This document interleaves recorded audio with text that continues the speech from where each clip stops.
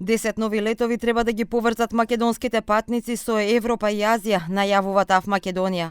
Од крајот на октомври започнува зимскиот распоред на летови 2025-26 година, со кој аеродромите во Скопје и Охрид добиваат нови дестинации и обновени линии.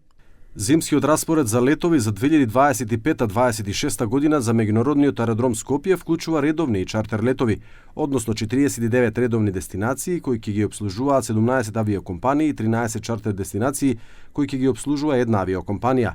Покрај новите 10 дестинации кои ќе бидат вистинско освежување во овој зимски распоред, нема поголеми промени од претходните зимски распореди.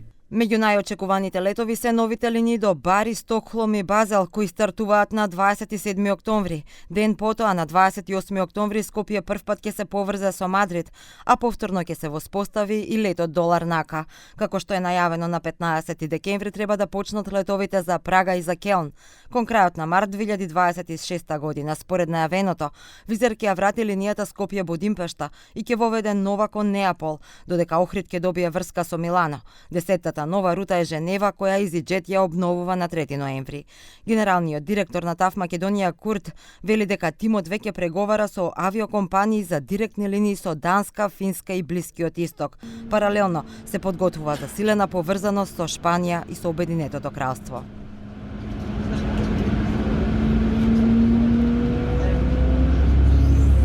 Austria.